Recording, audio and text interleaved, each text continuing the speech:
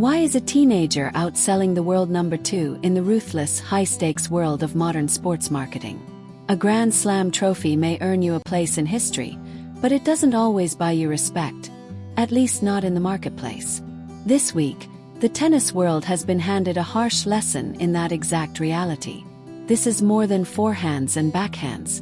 It's a story about brand value, cultural loyalty, and the uncomfortable truth about who really moves the needle in the sneaker industry. Welcome back to the channel. Today, we're unpacking a story that has reportedly left one of the WTA's most dominant athletes absolutely furious. Aryna Sabalenka, the world number 2, a multi-time Grand Slam champion, and the undisputed tiger of women's tennis. According to viral reports and social media chatter, Sabalenka is allegedly at odds with her sponsor, Nike. The reason?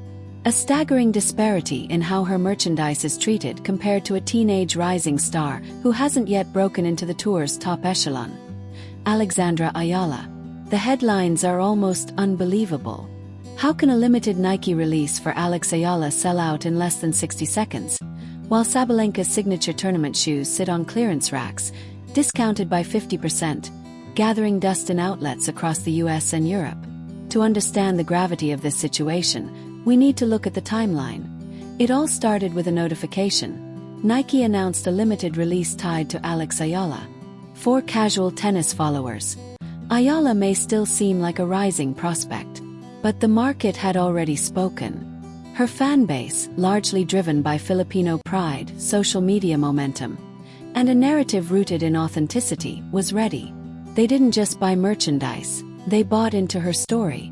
The cultural resonance, the identity, and the connection to her heritage turned a simple sneaker drop into a global event. Meanwhile, Sabalenka, a seasoned Grand Slam champion with years of dominance, found herself in an odd paradox. Winning titles didn't translate to the same commercial traction. In a world where storytelling and cultural alignment often outweigh pure performance, this is a sobering reality for even the most accomplished athletes. The lesson: in modern sports marketing, authenticity and emotional connection can sometimes outweigh record books and trophies. And right now, Alex Eala is showing exactly how powerful that formula can be. Alex Eala was still a prospect, a graduate of the Rafa Nadal Academy, and a strong, technically gifted player. But she wasn't yet a household name in casual Western tennis circles. She wasn't playing on center court during major finals. She wasn't on anyone's radar outside the hardcore tennis community. Then Nike dropped her shoe online. What happened next was unprecedented. Didn't take an hour. It didn't take 10 minutes. Took exactly 1 minute. In 60 seconds, the inventory was gone. Completely wiped clean. Checkout pages crashed. Fans in the Philippines and across Southeast Asia descended on the digital storefront with a fervor normally reserved for a Travis Scott drop or a hyped Jordan retro release. This wasn't just a sellout. This was a masterclass in hype. A clear signal. Alex Eala isn't just an athlete, she's a movement. Now, contrast that with what was happening on the other side of the court, figuratively speaking. At the same moment, resellers were listing Eala's shoes on StockX and eBay for triple the retail price.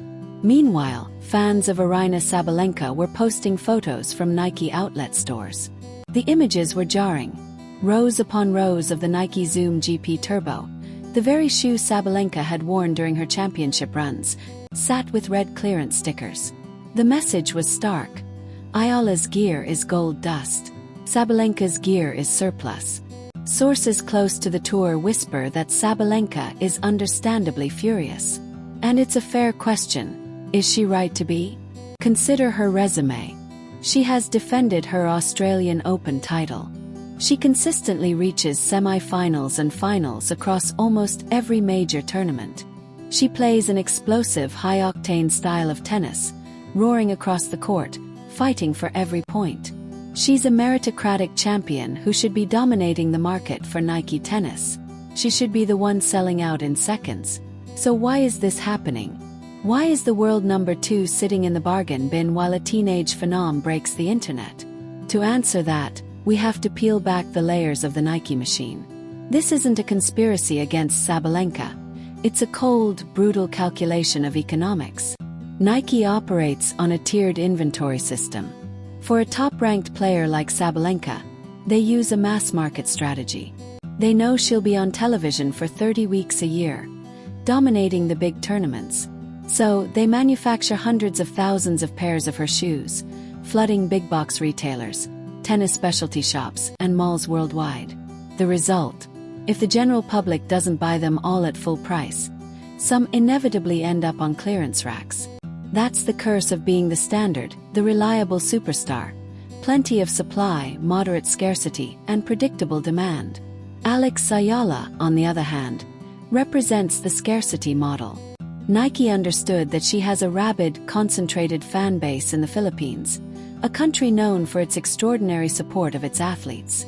They produced a small, limited run of her shoes, creating an artificial bottleneck. Supply was low. Demand was high. The result? Sellout narrative. Sold out in 1 minute makes headlines. Sold 50,000 pairs over 6 months. Looks like a spreadsheet. Sabalenka is the spreadsheet. Eala is the magic.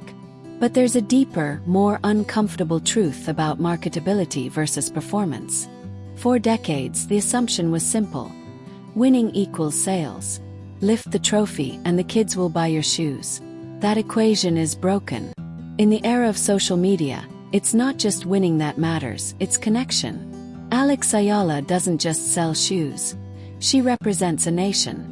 When a Filipino fan buys those shoes, they aren't just buying footwear. They're buying identity, pride, and a story they feel part of. They're not just buying shoes, they're buying patriotism. They're buying a piece of their own representation on the global stage. It's an emotional purchase. Aryna Sabalenka, for all her dominance, occupies a complicated space. She's from Belarus, a country with geopolitical baggage that affects how global audiences perceive her. Beyond that, her brand is power, aggression, intensity. It wins matches. But does it sell lifestyle merchandise? Not always. Nike appears to be struggling to translate on-court dominance into off-court desirability. Fans are noticing the gaps. Where is the Sabalenka Tiger logo? Where is her custom lifestyle line? Where are the streetwear collaborations? Look at what New Balance did with Coco Gauff. A signature shoe with her DNA. Stands out. Sabalenka, in contrast, is often wearing a generic model in a colorway that anyone could wear.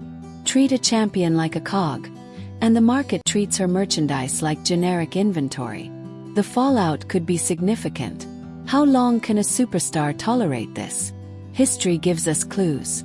Roger Federer left Nike for Uniqlo and On because he wanted ownership and respect. Iga Swiatek, the world #1, became the face of On Running for similar reasons. And Nike, unless you're Serena Williams, Rafael Nadal, or Naomi Osaka, you're often just another piece of the machine. If the rumors of Sabalenka's fury are true, her agent is likely making calls as we speak, using these headlines as leverage. Ella sells out in a minute. Sabalenka on clearance. Fix this or we leave. Imagine the impact if she walked to Adidas, Asics, or a disruptor like Lululemon. A move like that could reshape the women's tennis merchandise landscape overnight. There's also a generational battle in play. Alex Eala is part of Gen Z, the digital-first, mobile-first culture. Her Instagram and TikTok engagement dwarfs her ranking, giving her brands direct access to young, passionate Asian audiences, a market Western brands are desperate to capture. Sabalenka, though still young, is perhaps seen as the old guard, making Nike's decision a bet on the future at the expense of the present. Social media has become a war zone. The ELA nation is taking victory laps, posting order confirmations, mocking doubters, and proving that passion can outweigh ranking. One comment summed it up perfectly. You can have the trophies, we have the culture. Meanwhile, Sabalenka's defenders cry foul. They argue Nike is failing to educate the market on just how great she is. They insist that if even half the marketing effort spent on hype drops went to Sabalenka, her merchandise would fly off shelves too. This is more than shoes. This is identity, culture, and generational influence colliding in the ruthless economics of modern sports marketing. Fans are posting photos of Sabalenka's shoes on the clearance rack, red tags glaring, as evidence of corporate mismanagement. The question is, how does Nike fix this before they risk losing their second-best player? First, Sabalenka cannot be treated like a generic athlete. She needs a signature identity. A tiger logo, a shoe engineered for her explosive, aggressive style, marketed as her weapon. Make it look distinct. Make it look dangerous. Second, inventory management must change. Stop flooding stores with generic colorways that inevitably go on sale. Introduce scarcity for Sabalenka 2. A limited edition Grand Slam gold release of just 5,000 pairs. Prove she can sell out in a minute, just like Eala, if the product is right. And for Sabalenka, she has to keep doing what she does best: win. The clearance rack may sting, but the trophy cabinet is forever. Beyond that, she must embrace a new mindset. In 2024 and beyond, she is the CEO of her own brand. If Nike undervalues her, perhaps it's time to take her talents elsewhere. The story of Alex Eala versus Aryna Sabalenka is bigger than shoes. It's a case study in the shifting landscape of global sports marketing. It shows us that the Asian market is the new superpower, that hype can eclipse achievement, and that even the best athletes can find themselves undervalued if the story isn't told right. As the next major tournaments approach, we'll be watching closely. Will Sabalenka continue with Nike? Will subtle signs of a breakup appear?